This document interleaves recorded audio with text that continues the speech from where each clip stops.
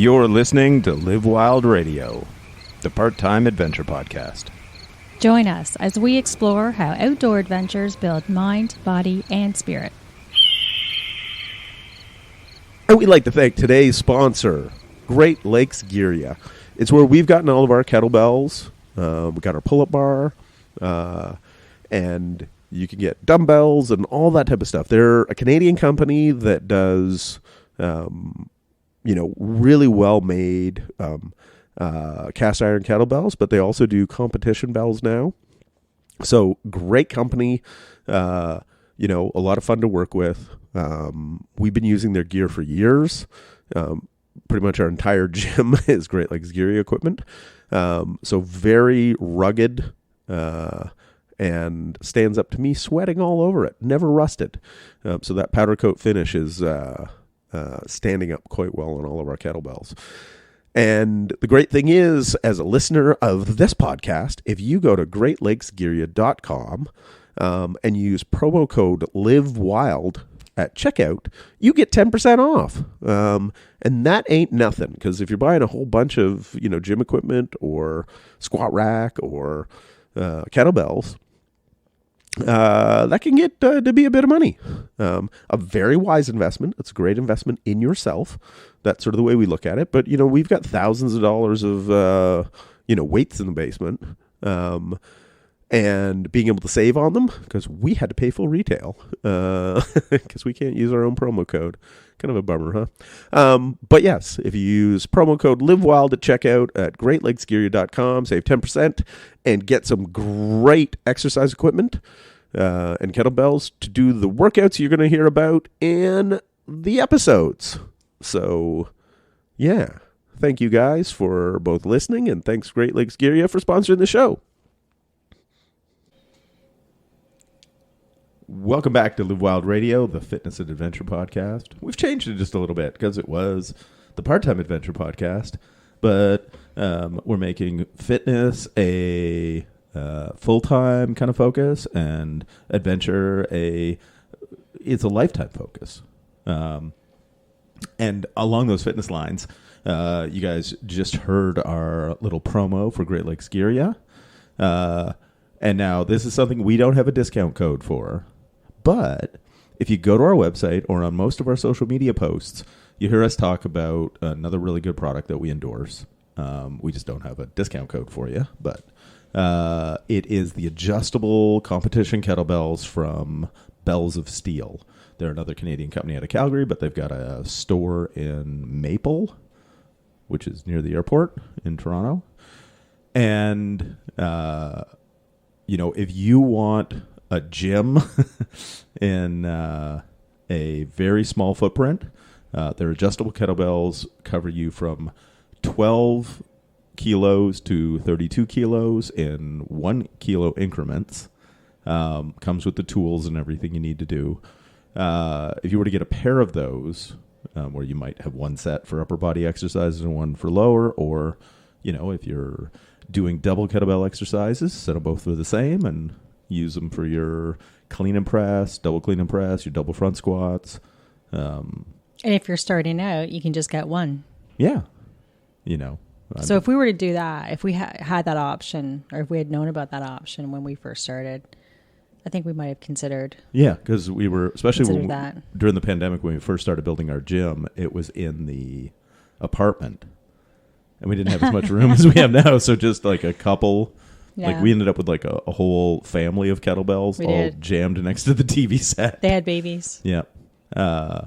So, it's something I'm recommending to all my clients because, most of the time when I program, if it's single kettlebell work, then you can have the two different ones if you have a pair, set for two different weights.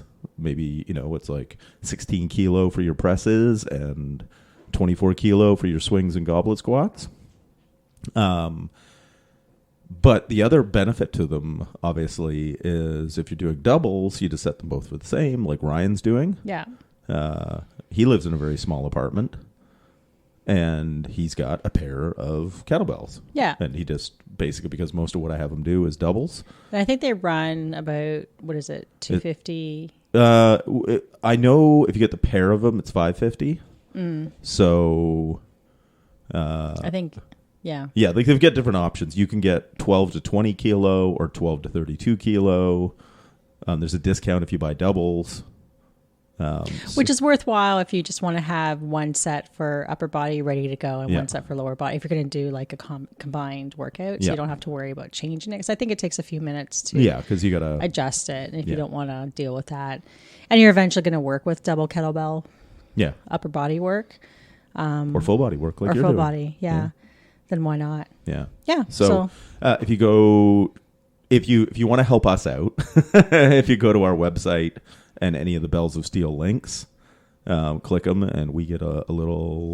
Yeah. Or any of my social media posts about kettlebell stuff. Usually and has then a in link. the show notes, actually, it might be the easiest. Yeah, we'll put the link. It's there in all of the most recent ones. And sorry, I can't give you a discount because we don't have one with them, but it's good value. Yeah, we wouldn't recommend it unless there was a good deal. Yeah, and I've used them myself. Yeah, and I really like them. Yeah, so if we were to do it over, we'd probably do that. Yeah. Instead, we have a plethora, and the nice thing, if you buy a pair of them, it replaces 18 pairs. Yeah, and you have the, is it 1 or 2 kilogram increments, which is something we don't even have. No, we've got 4 kilo It's jumps. nice to, kind of like if you were powerlifting or at the gym, you know what we're talking about. It's just those nice gradual gains that you can work up to. Yeah. Yeah. So with that said, let's get on with the show. Yeah, so today's episode, and this is something that I'm guessing more people will resonate with than a lot of topics, and it's the idea when you feel like you're doing everything right and you still can't lose weight. Because this came up because Catherine's trying to lose weight. Yeah. To cut down on the body fat because, why carry the extra if you don't have to? Yeah, I've gained some weight in the past year. All sorts of different reasons why. Basically, I think it's... part of it's been life, falling off, to caring for my mom, and then she passed away, and then going through all that because it was kind of sudden to us, and then not completely sudden, but a lot of doctors visits and requiring us to be there, and it's about an hour and a half away, and then there was the passing and then the estate and all that. And then on a brighter note, I think living with me just makes you all comfortable. Apparently I take it for granted. I don't show up. I don't want to work out with you anymore. I have to call Ryan and go, hey, Ryan, want to come over to work out? And you're like, I thought that was us thing. And I'm like, yeah, it was. It was until you're here all the time. Why? Isn't there an expression, why buy the cow when you get the milk for free? Or something? Or something,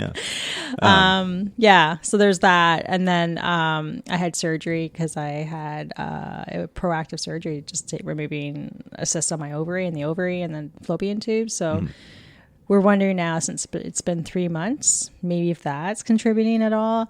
Just had some blood work done to check if there was any indicators, and I forgot. I mean, it's hard to really check for the female hormones too much because of your period, and I don't get a period. I know this is a bit TMI because I have an IUD, and thank God for that. But the point is that it does show the testosterone. Yeah, your testosterone's fine. Yeah, your estrogen's within range. It's not like it's wacky or anything. Right. So we're just trying to figure that out. Yeah, because then the other one, the other one that was sort of an issue is thyroid. And because when they test for thyroid, they only test thyroid stimulating hormone. And that basically is in range, but at the low end of the range. Yeah. And so people are wondering, like, why are you even going that route? We are, because for about a solid month now, I've been pretty consistent. And I was even comparing my stats of exercise and cardio and activity from 2 years ago when I was much lower weight. There were some definite differences. Like I think I'm 5 times or some, no, 2.5 times more doing more cardio. Yeah. Right. Like a lot because of the cycling. I love it. It's fun for me. I mean, that naturally burns a lot of calories, at least 500, about 400 or 500, a session. And I do something like 4 hours of those. So, and then the strength training's picking up. But the eating, I've been doing what Winston's been talking about, fasting, intermittent fasting for the most part. I might start eating around 11, where I'll have the protein bomb, which is 2 scoops of protein, which is about 54, 57 grams of protein. Mixed in with Greek yogurt. With Greek yogurt, right? So if I do that, plus, eat protein, more protein, where there's some kind of meat and a salad, and then in the afternoon might have some more eggs, or, basically I focus on protein. 1 gram of, I'm targeting about 150 grams of protein. Per day, yeah. Yeah. So if I'm pretty much hitting that or getting close to it, we're kind of contemplating like what's going on. Yeah. And I have no shame to admit if I've eaten stuff. And sometimes I do, but hardly. So we're not quite understanding why not. Yeah. Why am I not losing the weight? And that's what made it sort of an interesting topic for an episode today. Because you run into the thing, for those of you who don't know, and this would be better if it was a video podcast, because then I could do a whiteboard and illustrate. But one of the hardest things is actually knowing how many calories you actually burn per day, right? Everything is, because unless we're going to a lab and measuring expired gases and, the way that they would measure there, all we can do is guesstimate, right? And now most of the calories you burn each day are just your basal metabolic rate. So that is just existing. The calories you'd burn if you didn't even get out of bed. Then, and just when we take a step back, that one is dictated by how big you are, right? Like bigger people burn more calories or need more calories to exist than small people do. The amount of muscle mass you have, muscle burns more calories at rest than body fat does, for instance. So the higher your muscle mass, the more calories you will burn just at rest. And then your thyroid hormone, like your metabolism, the higher that is, there is hypothyroidism, which means not enough thyroid hormone. So you find it harder to burn fat or lose weight. It's easier to gain weight. But it also tends to be, you get cold easily. As I'm bundled up right now. You tend to be a little more lethargic. Then there's, on the other side, the hyperthyroidism, which is too much thyroid hormone. And you're basically hot. You basically can eat. You even if you wanted to gain weight, you have a hard time doing it. This is one of those problems that most people don't. If they see somebody who has that, they don't have a lot of sympathy for them. But it has its own difficulties. And it's one of those things where your thyroid will have a big impact on just what your basal metabolic rate will be. Then from there, you have something called the thermic effect of food.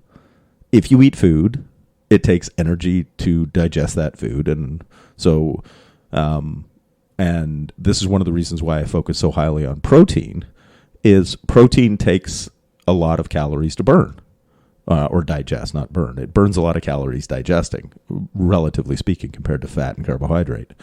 And one of the cool things you run into, you've heard about, the meat sweats. Mm-hmm. Right? Somebody at a barbecue, or they go to the Brazilian, whatever. Is it a Brazilian barbecue? Where they do. Yeah, where they have all the meats, and you get the meat sweats. Well, that really should be more accurately described as the protein sweats. And it literally is, you're hot because your body's giving off a lot of heat digesting that food. Then there is NEAT, which is non-exercise activity thermogenesis.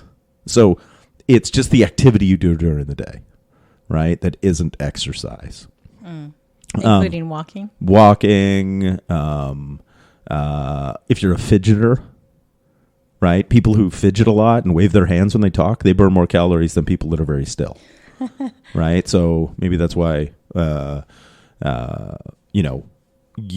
you basically run into the thing where, and it's kind of fascinating, when you're on a caloric restriction, and they've looked at this, people who are cutting calories to lose weight, generally, unless they're specifically doing something about it, actually fidget less, right? Because your body's trying to preserve energy.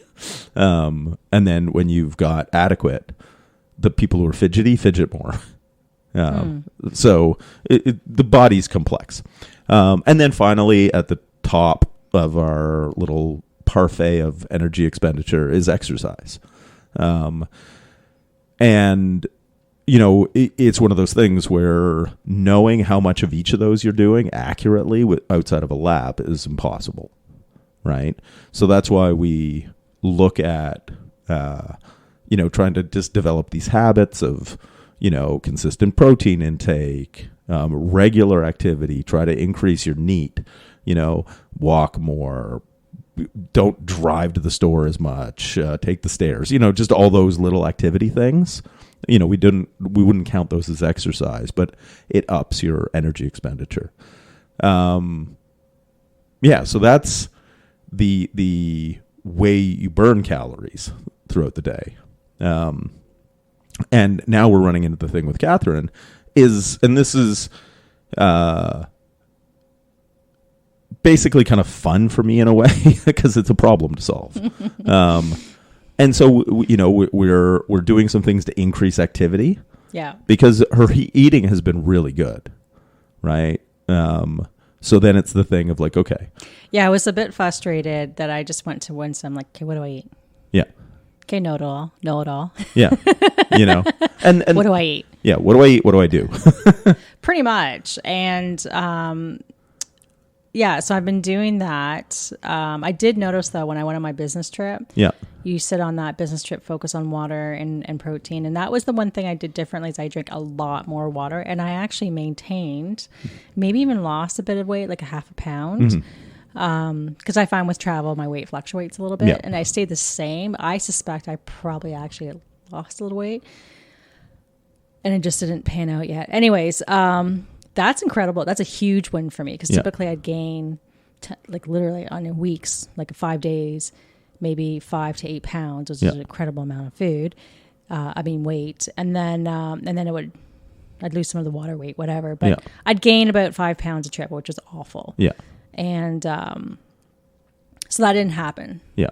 That's probably the next thing. I think what I'm going to start doing, as much as I used to hate this, I'm kind of like, something's got to give here, and I'm pretty dialed in on what I eat, so I don't have to worry about tracking a plethora of foods anymore. Yeah. I'm going to start writing it down. Yeah. I used to hate doing that, but I think I'm at a point now that it's a little easier to do because I'm better at what I eat. And maybe what I'll start off with is taking photographs, as you had mentioned, because it's a little easier to track and than always writing things down on the same piece of paper. Yeah. And then also, so that's what I'm going to do this week is taking photos of things to make it easier, and then focus on my water, and then track my water intake, see where it's really at. Because you would like to see about 3 to 4 liters. Yeah, a day. Yeah. So, and I'm not as frustrated as I think I would have been if it wasn't for the fact that as a win, I had been doing physio for about a month and a half, 2 months. And I've seen some pretty great gains with respect to cleaning up my imbalances with my glute medius and my quads, doing a lot of one-legged physio exercises. They're quite hard. We talked about it last time, the skater skate. The skater squat. Squat, thank you. We talked about the... one-legged Romanian deadlifts. Yeah. And then your weird hump in the wall thing. My one thigh... resting on the wall, pressing into the wall as I do a squat. Yeah. And so that was really challenging me for both balance, which was great to work on that, but also strength. And so when I went back to the physiotherapist last week, I did some tests. I did some one-legged seated squats. Mm-hmm. And in the past, I couldn't even do my left because I had so much pain. So this time I did, 10 which was phenomenal. And then my right, where I had done 5, I did 11. I could have kept going, actually. I kind of just stopped because I thought maybe I should stop now because I don't have that gene in me to keep going and break new records. But it was really good. And everything else she said was really good and really in the targets of other athletes. She said it was pretty good. Yeah. I'm like, okay. So if you're like, so that's a win, and that's what's been Yeah. getting. I've been seeing.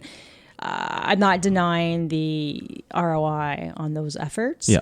And I do recall, and I should listen to that podcast again when we talked about my body transformation. When I did lose over a course of time, probably within like 6 to 8 months, I lost, 20, 25 pounds a couple of years ago.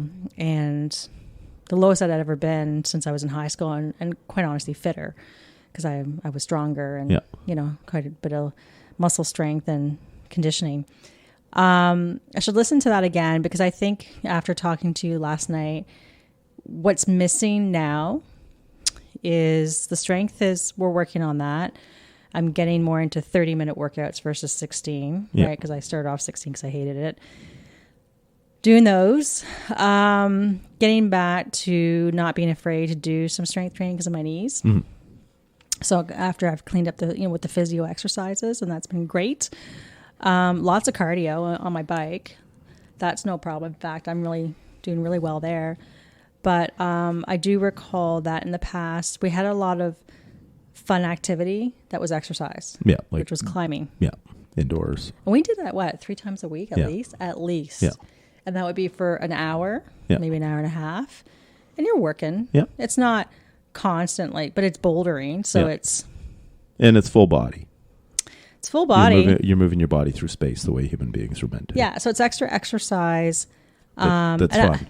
And my goal is to get back to where we were when we went to Quebec, that one trip in October. We went climbing in the morning for a couple of hours, where in the past I would have been probably done for the day.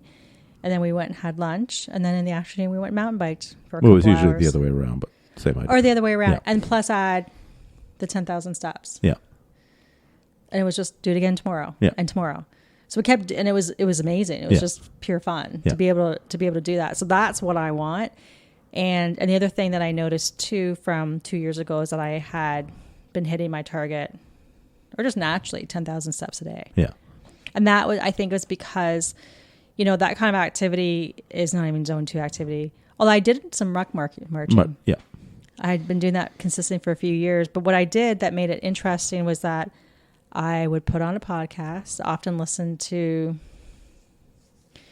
just various podcasts, some of them on more meditation, or there's this monk, I forget what his name is, but he's funny.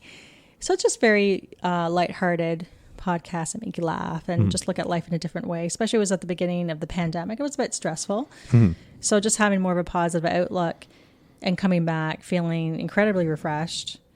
I just did a workout. It was awesome. Mm-hmm. So those, and I used to always I also go and clean up garbage. I just pick up, I had one of those, what do you call them? Garbage pickers. Garbage pickers. Because where I was living was downtown, and there was a lot of garbage everywhere. It drove me nuts. Now we just live in a nice neighborhood. So I would find something to do that to me was actually relaxing. Yeah. But it wasn't exercise to me. No, but it was activity. It was activity. So I think, and I remember talking about that. It's a lifestyle thing. It really is. And I think if I inject those two things, along with continuing with the workouts and the cardio, like today you said you wanted to up my fitness or my workouts, and you said, okay, in addition to our 3 days a week of essentially 30-minute workouts, I want you to do 5 days a week of 200 swings, 200 kettlebell swings. So your choice, Catherine. You can do 10 minutes of 20 reps a minute with a 35-pound kettlebell, which today I knocked off because it was fast. And then you can also do 45 or 54-pound kettlebell for 20 minutes, 20 sets of 10. Yeah. Because the kettlebell swing is hugely energetically demanding. And it works your fast twitch muscle fibers. and it's great for cardio. Grip. And it's your grip and posture and posterior chain, hamstrings, butt, and lower back.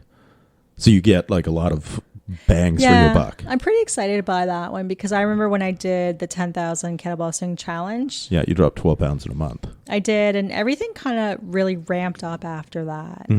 As far as weight loss, I lost another 10, 15 pounds within the next couple months.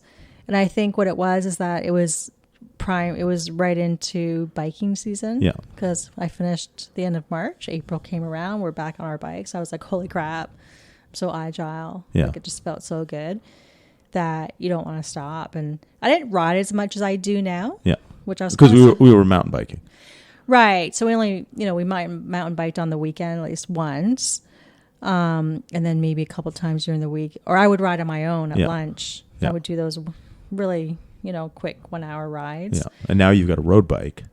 So you get the road riding in and some mountain biking here and there.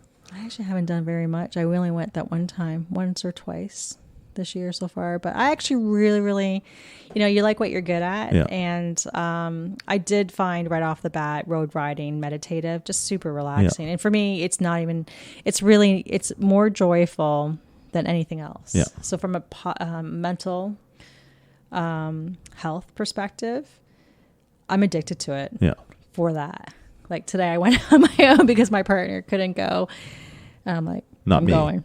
Not you. Although soon, because tomorrow, because the Canpar people didn't deliver my bike today, I've got a new bike coming in. I've got a Brody Romax Adventure 1.0 gravel bike, which will be my road bike as well.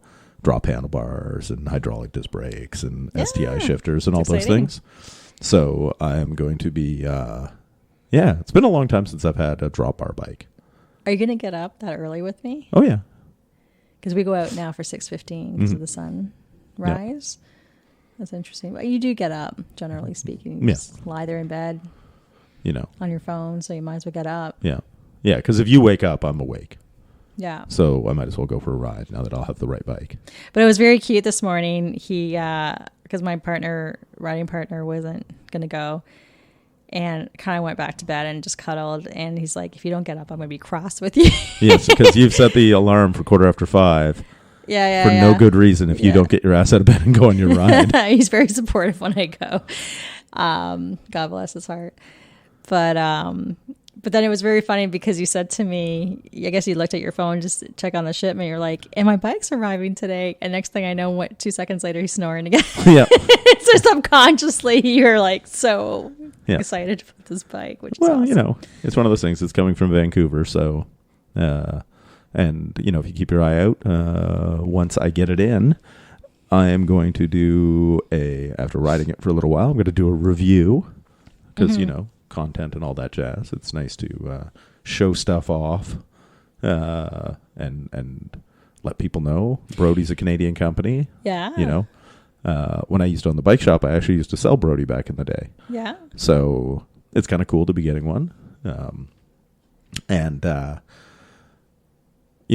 I remember like when I was in riding fitness, because I used to race. Yeah. And it basically, like to me, the combining kettlebells with cycling, that kind of like cycling fitness you get with the overall body strength and fitness you get from the kettlebells, that's like the anti-aging recipe. Yeah, that'll be interesting because you weren't really into kettlebell working out with kettlebells. No, it's all barbells. Yeah. I always had kettlebells. Do you think you're stronger now than you were then when you were in racing shape? Yes. So that'll be interesting when you get into, like, when you cut down some more and what that'll look like and how you'll perform. Yeah. Because it's one of those things, like if you're doing the training, like the lifting, you'll maintain or build strength. And then you build that kind of cardio capacity on the bike. And then think of training as seasons, right? Obviously riding season, then there's sort of more emphasis on riding, and then you're still training with weights, but not as many days a week.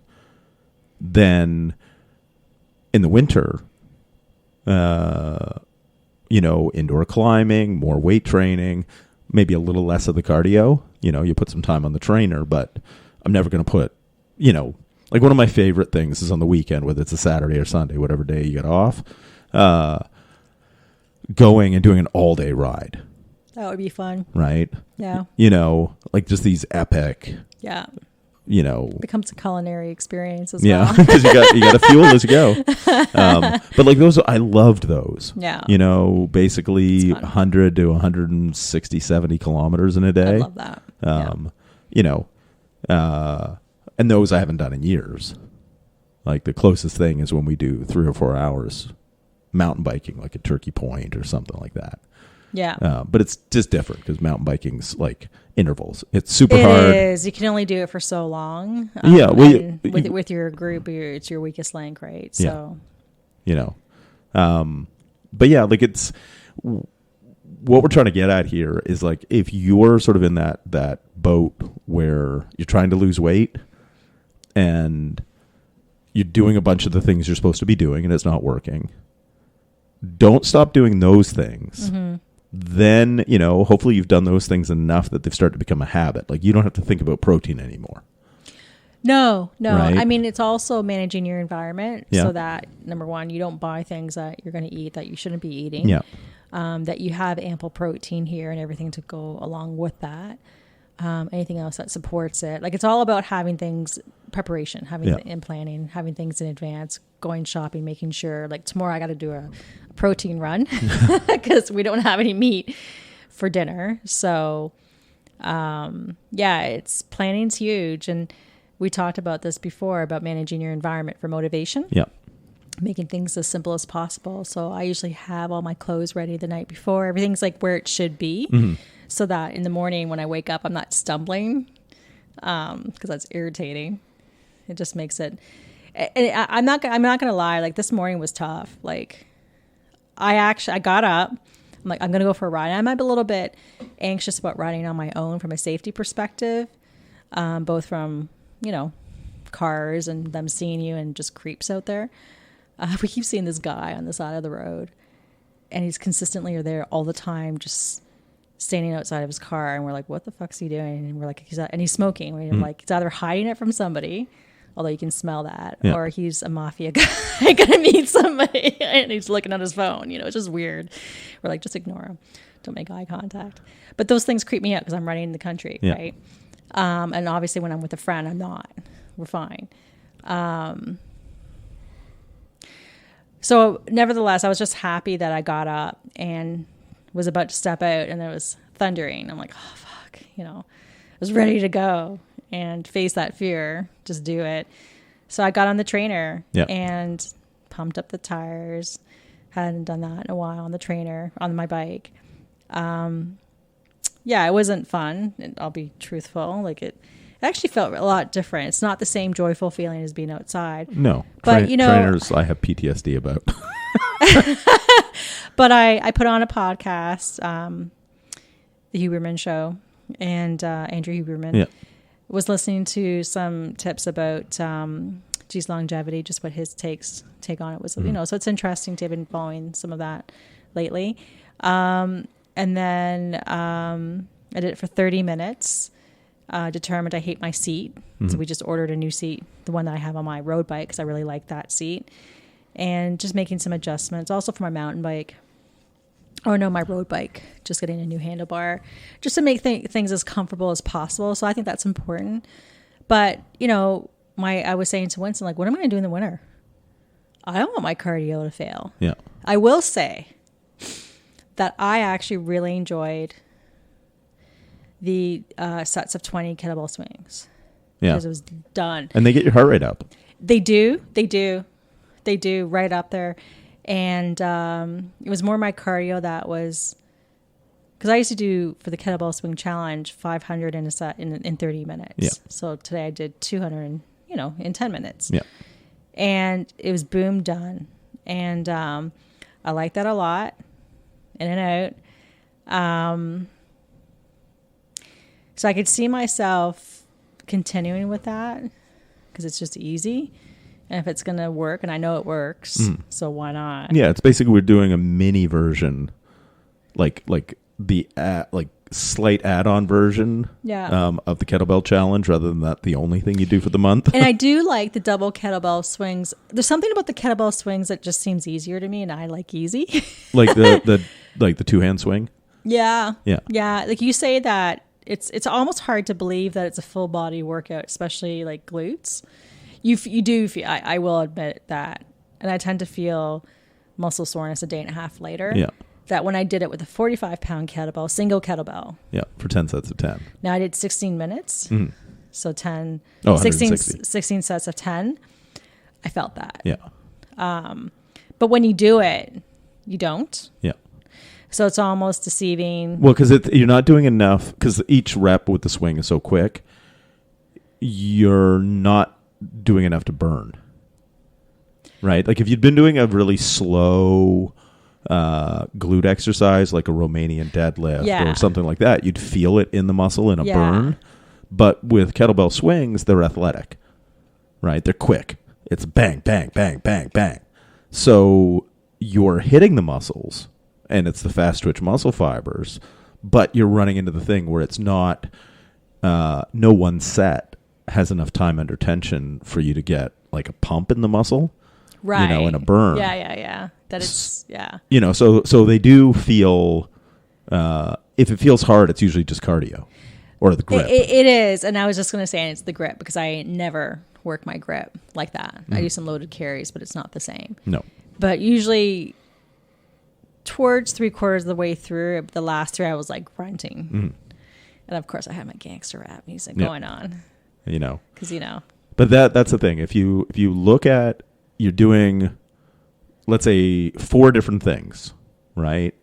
Protein, you're getting X amount of cardio each week, you're getting some strength training sessions, and you're trying to hit your steps, right?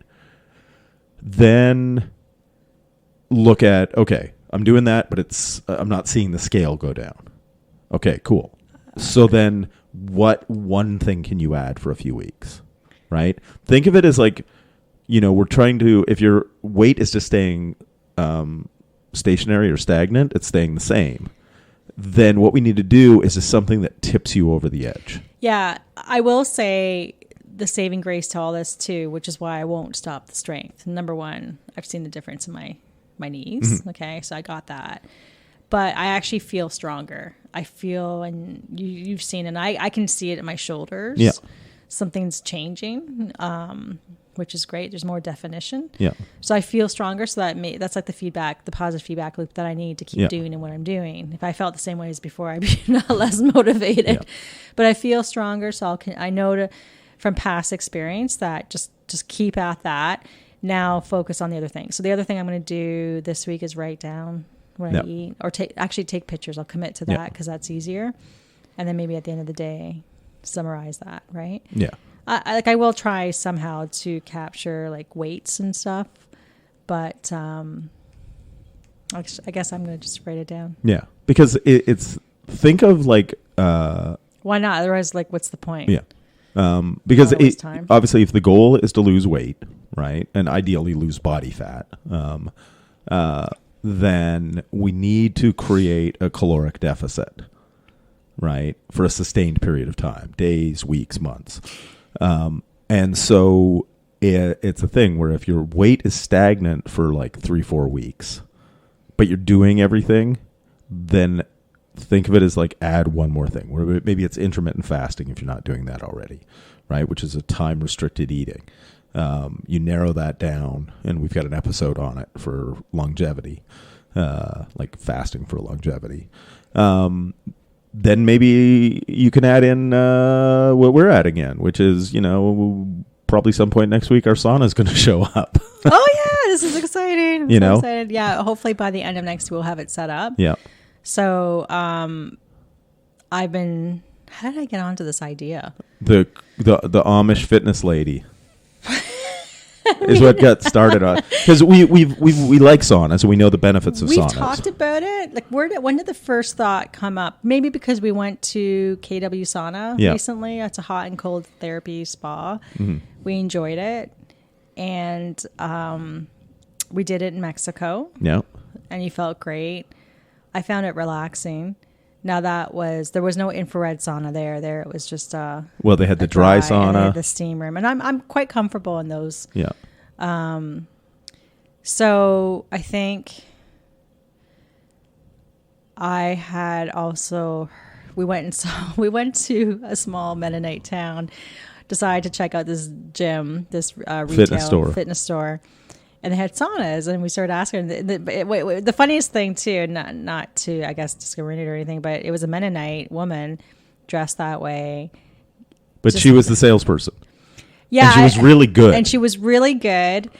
And it was just like somebody with like her hair in a little bonnet and a long dress, talking about all the benefits of fitness and how sauna, basically improves like cardiovascular health and reduces inflammation, and the sweating actually does help your body like emit toxins. So yeah, it's interesting because a lot of women and maybe men as well work out because of vanity reasons. Well, there's absolutely no vanity reason going on with her because you can't see anything, right?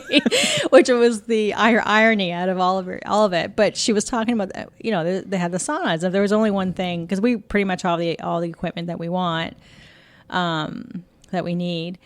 There's maybe a few things we were looking at, but they were too pricey. Then we saw the saunas. I'm like, yeah, I'm interested in that. So we went into a big, long conversation about that. Walked away saying, okay, I'm going to think about it, do some research. And we're going to have to do an episode on that. All the benefits of sauna. Dry sauna versus infrared. And then get into how do you shop the benefits, but then how do you shop for one? Yeah. Because if there's an industry in which there's a lot of bullshit. Yeah. There's a lot of... there is. They all grasp on one thing, and just stick on that path of argument as to why you should go here. And there's a lot of bullshit. Yeah. And we did a lot of research and looking at what the experts talked about, and but even those things are some drawbacks. So it was interesting what we ended up with. I guess should I just jump and say what brand I got? Yeah. Yeah, I got the Radiant Health. Yeah. Canadian made. Not that it was because it was Canadian made. Sauna, good price point too. It was actually the least expensive for us. No shipping, but even the price point was good. And overall, I'm really excited to get it. Yeah. And one of the cool things is that sitting in a sauna will increase your metabolism and burn calories. Yeah. In addition to and it speeds up your recovery from exercise. Yeah. So I actually went to a massage. Yeah, spa. Here in Cambridge. Thought, before I buy this, I should go out and do it a couple times. And I felt significantly better, more so the first session. So I wonder if I joke around placebo effect, right? But there is proven stats around helping inflammation. Yeah. And muscle recovery and all that. And I felt the one day where I was continuously hurt, my knees hurt going down the stairs. The next day, gone. Yeah. And gone for a few days. After going to the sauna. Yeah, that was pretty huge. And so when you have, you're able to go down to the basement, work out. And really the smart thing, is get in the sauna for 5 minutes before you work out. It speeds up your warm up. And that the smart thing is to do it after. No. I've been researching, sweetie. All right. 5 minutes in the sauna before you work out, do your workout, and then 20 to 30 minutes afterwards. And then if you cool down and then go back in again. There's not a big benefit to that. No. Like once you've attained... For heat shock proteins. It doesn't dramatically change it. Like you can play, obviously, if you have the cold dunk tank, but we don't have room for right. Although I'm like, it's crossed my mind. Yep. One of the cool things though, when you are talking about the cold, turns out you get 90% of the benefits if you just stick your face in ice water. Like so, you get a big bowl, a big salad bowl of ice. Put ice and then fill it with water and just stick your face in it for 30 seconds. That gives you a lot of the same benefits. Nobody likes water on their head. No. I don't. I would take that over the rest of my body, though. I wouldn't. I do not like my head getting dunked. I'll take the rest of my body. Yeah, well, I can do it right now because we have a salad bowl and ice cubes in the freezer. We do not have a dunk tank. Yeah. But in the winter, that's what I did when my knees were really bad. I was doing the hot cold. Yeah. Like I went and stuck my knees in the snow. Yeah. It was great. Yeah. that's, it's a shame we don't get that much snow anymore. I know. But yeah, sort of back to the topic of today, though. Think of you, if you are overweight, right? Usually you didn't get there in a month, 2 months, 4 months. It was a gradual thing over years, right? So it's going to take some time to figure out the changes in your lifestyle that are going to get both a consistent fat loss and developing the habits that will most importantly allow you to keep it off, right? When you sort of settle in. Because you and I both lost weight. Obviously, you've lost more than I did, right? But I went from 245 to 215, so that's 30 pounds. And I've stayed there for a year and a half, right? Because I just sort of figured out what things worked for me. Yeah, and so I was staying there. I was as low as 168. That was my lowest. Yeah. And then I was hovering around 172. And then things happened. Yeah. And I can tell you how I gained it back. Like, it was inconsistency. And I think, as you put out your post today, what was it? Consistency is key. Well, consistency trumps intensity. Sure. Or not trumps. I was going to put trumps, and then I thought people might get political about it, so I put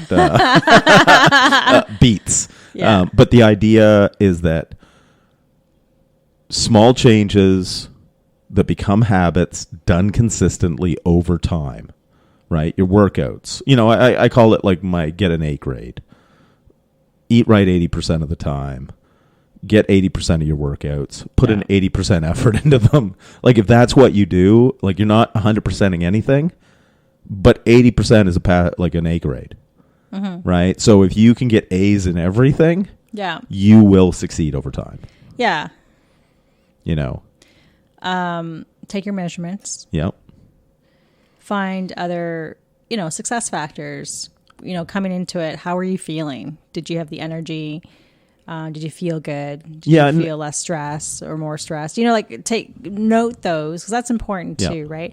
But I think overall, what works for me is you can adapt these things into your lifestyle. So it's not an exercise thing. It's a fun thing. It's how you go socialize. You go climbing. You do whatever sport, right? Like, I wish my knees weren't as bad as they were, because I used to love volleyball and baseball. Loved it. And I would have done that. And there you go. Social and fun and fitness. I would have done squash, right? All the things that I really can't do, or downhill skiing, cross country skiing. So, but if you can go for walks, I'm going to talk to my boss, because her and I are fitness oriented. Like, let's go for a walk and do our meeting that way. Yeah. Why not get more steps? Because we're always sitting, with the pandemic, it's been terrible for being glued to your computer and hardly moving when you're working from home, if that's the case. Yeah, although you got to say the pandemic wasn't that bad to you, because you got in the best shape of your life. Yeah, well, and again, that's partly with environment. I mean, my gym was upstairs. We talked about that. I have a thing about working out where there's lots of light. And it was always in the same room. Like, in my previous apartment, it was in my kitchen, in my dining room. Like, it was there. Yeah. Here, I have to go downstairs into the basement. I know that sounds funny, but when I get, it's a beautiful gym. You know why it probably works for me? Because your office is down there. Yeah. So if I'm down working, basically I'm right there. Like, the pull-up bar is above my head.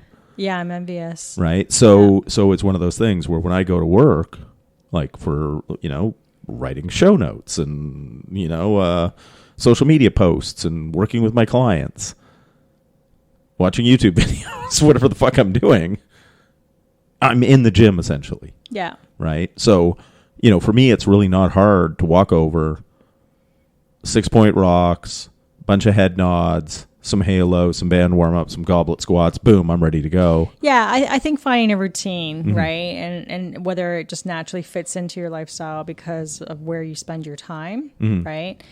But also attaching those types of forms of exercise with almost like a ritual. Yeah. When meditation or Whether it be going for a bike ride with a friend, you find a lot of joy in just the act of the biking, you know, like it just feels so good. And you don't do it every day, seeing the sunrise or just being out in nature like that. It's really good for you. Yeah. Well, and I think one of the things too, it's like for our male listeners, because I can't speak for any of our female listeners, is one of the things that I love with and this sort of keeps me on track as far as like my strength training, my kettlebells, is I love the feeling of being pumped. Do you? Yeah. Like, that's interesting. You know, you get the vein sticking out of the forearms. Don't and you ever consider about putting the blood restriction bands? Not when I'm doing the kettlebells. No, why not? Because they will reduce the output I can do. Oh, okay. Right. So when I do direct arm work, I use them. Yeah. Right, to get like biceps, triceps, and forearms. Yeah. But they only work for what's below, and they're great for, like, say, rehabbing an injury. Like, we should probably do them with your legs, because then you don't need as much weight to get a really good leg workout. So that it doesn't even need to be as much load on your knees. So but if I put them on my thighs or my hips, just above, so everything below that's not getting the blood flow will get the benefit. Yeah. So doing the one-legged work. That would be interesting. Yeah. Because then it's what we're talking about is how much more of a gain would you get out of that? Would you say percentage-wise? Oh, you're not going to get any more gain. It's just it allows you to get the gain with lighter weight. Yeah, but I'm using body weight. I mean, for the skater skate, for example, skater squat. Yeah, so they'll burn a lot quicker because you're not getting as much blood flow to the muscle. So I don't have to do as many. Well, you won't be able to do as many. Yes. You know. Hey, I'm all about efficiency. If I can do less, I'm all for that. Like, why wouldn't you? Yeah, but the key, basically, just so in case people don't know, blood flow restriction is putting bands either around your upper arm near the shoulder or against around your thigh. They're these stretchy bands, and they'll restrict the amount of blood that's able to leave the muscle. So you get it's basically depriving the muscle of oxygen. So you create a hypoxic state in the muscle, and you're able to get the muscle building benefit of heavy weight with lighter weights. So it was originally come up with the idea of injured, like rehabbing people. Yeah. Because they couldn't push as hard. Yeah. But gives you a really good benefit.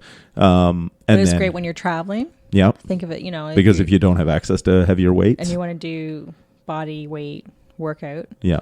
And then I like them because, I find particularly like heavy tricep work bothers my elbows. So my triceps are strong enough, but my elbows don't like it. So if I use the bands, lighter weight, high reps, I get the all the benefit muscularly without beating up my elbows. Yeah. So that's another little training tool we have in our little bag down in the gym. Yeah, we should leave it out. It's just finding places to. It's funny how this conversation went from the fat loss thing to a whole bunch of other things. Well, it's efficiency. It's what. Because for me, it's also motivation. It was. In the start, we had that conversation. It's been pretty good, actually, lately. Yeah. I really love our workouts because I actually really like the double kettlebell swings because going back to kettlebell. You mean the cleans? The cleans, my bad. The cleans and presses. And presses. Because it feels easy to me. And he's going to say, well, if it feels easy, then we need to up your weight. Reps. Because you just started with them, you're going to stay with them for a little while. But... but it's a thing. But I am feeling like an after effect for sure. I'm just like in the midst of, I don't like anything that feels like somebody just kicked you in the gut. Yeah, but it shouldn't. I know. Right. But when you first start off, you tend to be a little bit more weaker. Yeah. And, you're not in that rhythm. Well, I'm in the rhythm. Yeah. And I like that. Yeah, because that's the thing. Yeah. It just feels like, I can do that. Yeah. Because there's like, how many of those do I have to do? Remind me. Sets of 4. That's it. Yeah. Sets of 4 of how many reps? No, a set of 4 sets reps. Of 4. How many sets? So we start the timer for half an hour. Right, as many as you can do. Sets of 4, and then you go do a pull up. Yeah.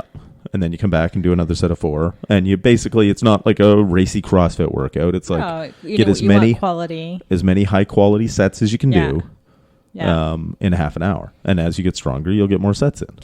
Yeah, I like that. God bless density training. And that's for 20 minutes? Or is half an hour. It's a half hour. Yeah. The first time we did it, because you'd never done it before, we did 20 minutes. Yeah. But the way I like to program, it's half an hour. Yeah, I like that. I like simple. Yeah. And you get a push, a pull, and a hinge. All in one. Yeah. Simple. And then if you get your squat and some loaded carries another day. Yeah. Booyah. Whole body. Simple. Everything. All movement patterns done. Head to toe. Yeah. So these things don't have to be complicated. It's just consistency. Like, you have no time, get 15 minutes. Do 15 minutes of kettlebell swings. Right? Boom. Done. On with your day. Yeah. Every minute on the minute's phenomenal. Yeah. A lot of people I've been talking to, Darcy's been doing them, and she's like, wow, it's pretty cool. Yeah. How much work you get done. And you do.